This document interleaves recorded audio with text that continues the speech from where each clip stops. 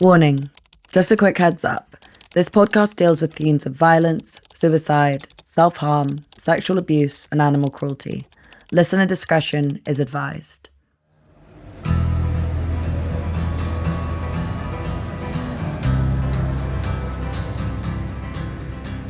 Stephenville is a city in Erith County, Texas. A quick Google leads you to descriptions like the cowboy capital of the world and a place that feels like home. It has a H-E-B grocery store, rumored to have fresher and cheaper produce than Walmart, 3 cemeteries, 20 churches, and 1 cowboy church. With a population of 20,000, Stephenville is a college town with maybe not that much else going on. It's the type of place that has that small America feel, where everyone in the neighborhood knows each other's families by name. In other words, nothing big happens in Stephenville.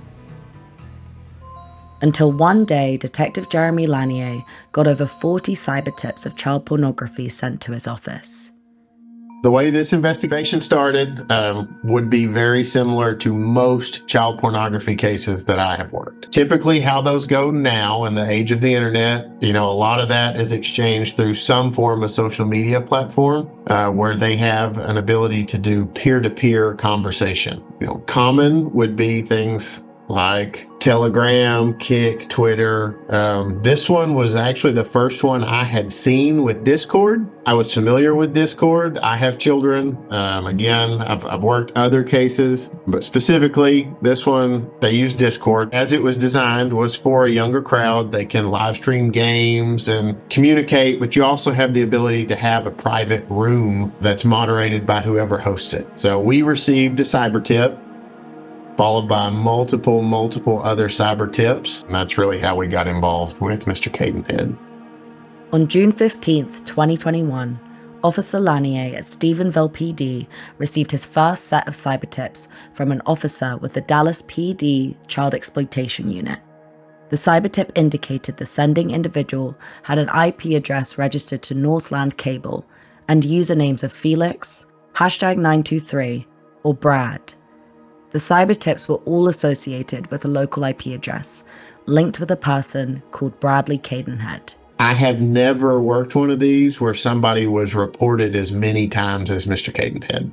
Never. It's not uncommon to get more than one tip on somebody, but 10, 20, 30, 40 tips on one person is unheard of for me. So I received a lot, and they had multiple usernames. Almost all of them came back to the same IP address within the same window of time, a couple of months. Some of the tips are just people flagging an image, and that's all you get. So it'll say, hey, this image was sent this date and time, this IP address. Some of them, people take the time to say, like, this person, they said their name was Brad, or they said their name was Felix. Armed with a name and address, Detective Lanier decided to act fast. And on the 25th of August 2021, at approximately 2:58 p.m., Detective Lanier executed a search warrant to seize Mr. Cadenhead's devices. It was a small apartment, had main living room, kitchen, and then there was a master bedroom, and then another bedroom across the hall. The one across the hall was Mr. Cadenhead's. So he had his room there. We searched the entire house, but everything we seized other than the router came from his bedroom. It was like you would imagine a shut-in's bedroom. It smelled very stagnant in there. Soda cans, his laptop. There was a cell phone in there that we also took. Mr. Cadenhead's password to get into his laptop was 76401. The zip code for the Stephenville area is 76401. He used it in multiple other things. It became apparent that number was very important to him. He was pretty unkempt when we saw him. His hair was long and shaggy and all over the place. Unlike other child pornography collectors that I've dealt with, typically when you deal with them, they are really nervous. Shaking hands, sweating. You can see their pulse in their carotid artery. Super nervous. They know they're in trouble. Bradley had a very flat affect. His calm demeanor in the face of these serious charges was not the only part of his case that made him stand out. Unlike other child pornography cases, Bradley didn't fit the profile of a typical child pornography collector. He wasn't an adult exploiting his power over the powerless. There was something different about Bradley. Bradley Cadenhead was a 15-year-old boy.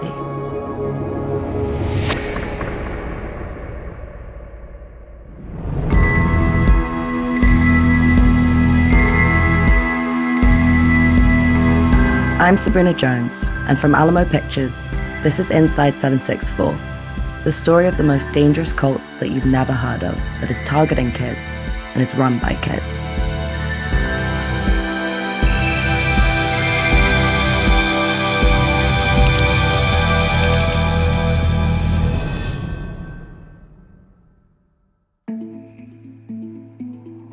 Growing up, my relationship with the internet, I was on it a lot. Like, my parents worked a lot, so with school, I'd be like the first person in the morning club and then the last person leaving the after school club.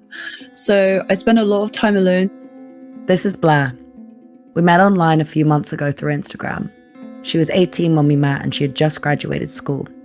On this day, we were meeting in real life for the first time in Bushy Park, London. You'll hear clips from our Zoom conversations online, as well as from when we met up in London. So in 2022, I want to say October, I broke up with my boyfriend that I'd been with for like a year and a half. And I was like 15 at the time. So definitely the internet played a big part because it meant like I could actually meet people and have interactions with others and stuff like that. I didn't really have restricted internet access. So very much I was in all these different corners of the internet from like a young age. I first came across 764 probably like late 2022. Like many others growing up as a teenager in the mid-2000s, I was fascinated by the internet. I'm 10 years older than Blair, who you just heard, and I grew up in a time where social media didn't permeate popular culture in the same way that it does now. Chat rooms were still fairly analog when I was 11 or 12. Webcams still had to be attached separately to the top of a computer. The deep hole of the internet still existed, but time pre-high school was spent on Club Penguin, Redbeard, and Stardoll, rather than revolving around these large webs of social networks. I remember when I was about 16, I heard this quote, that the .com part of the internet was just 10% of everything that existed online. I don't know if that was true, but it started me down a rabbit hole of the dark web. As a teenager, the dark, morbid, and depressing was romantic. The mid-2000s coming-of-age TV show Skins was a template for what being a teenager in the UK should look like. Drug-induced, fucked up, and mentally unwell. The dark web offered a glimpse into a more adult world I yearned for, a realm where drugs and violence proliferated beyond the authority of my parents' household. So last year, when I read an article in Wired about 764, an online sextortion ring that was both targeting children and kids were actively participating in, my interest was piqued. I couldn't quite believe what I was reading. Knowing how impressionable this time is, the seduction of morbid fascination, I wanted to know more. Blair was scrolling on a Discord forum when she came across a group called 764. On the forums, Blair was exposed to a dark world of self-harm, sexually explicit and often violent images and messaging. Blair felt frightened by the group, but curiosity compelled her to join it. She immediately built up a relationship with one of its members. He would call me every day and talk to me and stuff. A lot of the time it wouldn't even be like sexual stuff or whatever. And I think because I had just came out of that year and a half long relationship, still pretty recently, I only went no contact with my ex in January, and I met Fly in probably like February, something like that. So it was very much that need for a replacement in a sense, attention wise and like compliments and stuff like that. My relationship with Fla in the beginning, it was very much like, I don't know, like it wasn't necessarily romantic, but it kind of was, but like we never ever dated, but we would just talk all the time. A fondness and like attachment grew, and he would act like very fondly towards me, like really nice. and pretty much just like groomed me and like love bombed me, like told me what I wanted to hear in reflection. And so yeah, I definitely did become very attached to him. He replaced what was missing. Yeah.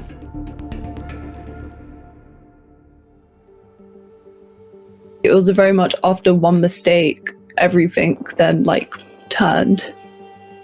That night, he was like, make sure you have razor blades for it. And so he made me literally join a call with, I don't even know how many people, probably like 20 people in there watching me just like do whatever he asked, like in terms of harming myself, cutting I'm sorry flour into my thigh. And I was just begging him, like, please can things just go back to how they were, like, please forgive me, like I'll do anything, I'll literally do anything for you. Because at this point he was like my favorite person. I just remember crying so much and I was so scared, so panicked, and there was just like blood all over my bed. And I didn't use those sheets or like duvet covers, I think, for like a year and a half after it happened, because I just couldn't.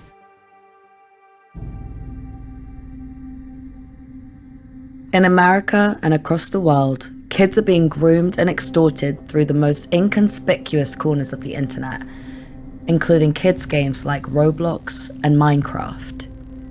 Vulnerable children are being recruited from these sites onto online encrypted servers, like Telegram and Discord, before being initiated into one of the most dangerous online cults that you've probably never heard of. Following a carefully crafted Bible on how to groom, kids are love-bombed, tricked into sharing intimate pictures, before being doxxed. But that's not where it ends. What's different about these groups is that the intention of these networks is not to extort individuals for money. It's a competition between the groomers to find out who can be the biggest edgelord. So when I say edgelord, this is like an internet term for a person who can consume and generate the most violent, visceral, and sensationalist content and remain impervious to it. It's a hierarchical scramble to see which groomer can get their victims to do the worst shit imaginable, leading to pet mutilation, self-harm live streams, and even murder. As a parent, you might think your child is safe in their bedroom, but they're not alone. They can be terrorized by people thousands of miles away. When I first started researching this story, 764 was hardly known. Since then, 764 cases have popped up in the UK, Germany, France, Canada, Sweden, and all over the US. The DOJ has now put 3 full-time investigators on the case, akin to divisions created for the Proud Boys and the Ku Klux Klan. The Department of Justice calls the 764 cult the fastest growing domestic terror threat of 2025. But how did we get here? I decided to reach out to the journalists investigating this phenomenon and dig deeper. This is Ali Winston, one of the first journalists to break the story of 764. I've been an investigative reporter since 2006, so about 17 years, and I've covered everything ranging from police brutality to extremist organizations, mass murder plots, terrorist propagandists, child exploitation groups, Satanist cults. It really runs the range. Honestly, sometimes the reporting, it goes in progression and you follow one person or a group of people or a particular strain of ideology that can take you further and further down the rabbit hole. It's a place that you never thought you'd be, or places that you never want to go back to. When it comes to 764, I've never seen anything this bad. It's one of the worst things I've worked on in my career. On Cadenhead's devices, they found hundreds of disturbing files. ISIS propaganda videos, gore videos, rape videos, animal crushings, and an unfathomable amount of images and videos that were of children self-harming personalized messages into their bodies. Just a heads up, this next clip is pretty graphic. I mean, he would send videos of children having their heads stepped on, of women being held down and having their stomachs cut open and their insides pulled out. I mean, it was everything from child pornography to extreme gore to, he had a video labeled necrophilic child pornography. I mean, it was the whole gambit. It was clear that this was a very sick individual and that he wasn't acting alone. Analysis of Bradley Cadenhead's computer revealed that he was running an online operation that dealt in trading some of the most grotesque material on the internet. His age brings into question whether he was even a pedophile, or whether his obsession with all this horrific material was part of a more considered, calculated plan to entrap and radicalize his victims. The most disturbing part of Cadenhead's online cult was the hundreds of anonymous minors that seemed to be at his whim. The world Cadenhead had been building from his bedroom seemed to be powered by manipulation. With deeper digging, Detective Lanier discovered grooming manuals on how to target vulnerable children and make them subservient to him. And shockingly, Cadenhead's hunting ground was not limited to the dark, encrypted web.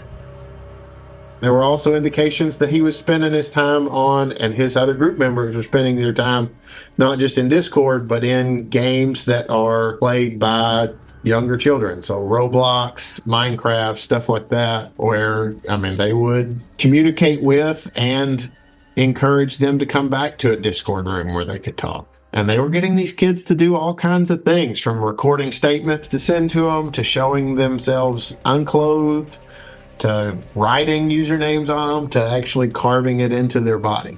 There's one that's pretty clear in my mind, was Brad is a god, was carved into somebody's chest. And it's always concerning when you find that level of influence in another person. So what brings a 15-year-old boy to do this? How do we get to the point where an international sextortion and self-harm cult is started from the bedroom of a minor? How did Bradley Cadenhead build this empire? And who were the people that were victimized in the process? When I think about Lanier describing Cadenhead's apathy, it makes me question how easy it is to become radicalized online. When we're dealing with the issue of kid-on-kid violence, it asks us to look at the cultural and social factors that led us to this point. Cadenhead's actions were sadistic, but he's not the only child active on these sites looking for community in the darkest of the internet's corners. This is the story of 764, the sextortion ring with the namesake of Cadenhead's Stephenville postcode. It's the story that leads us beyond Stephenville to spin-off groups, to government involvement, and even to murder. But it's also a story that illuminates the culture of the internet today and the pervasive grip of a world capable of expanding and entrenching itself within the very confines of your home. When I look back at the scar and I think back to that time, for a start, it is really triggering having that permanent mark on you. It's like a constant reminder. And I think the worst part about it is I know that I was so stupid, but I was so vulnerable too. So how much can I really blame myself? But then I do still blame myself for it, because I'd literally been warned about him. Like, people had told me, like, oh, you probably shouldn't talk to him. He's not a great guy. Like, he doesn't do good things. And yet I still talk to him anyways. And then because it started off as a different experience for me, I thought it would stay that way. We heard Blair at the start of this episode. When I met her again this summer, she was confident, had a new boyfriend, and was getting ready to study psychology at university in the fall. She had managed to escape a cult that scarred her physically and emotionally.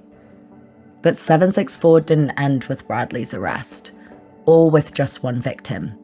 Blair managed to get out, but for many others, it was only just getting started.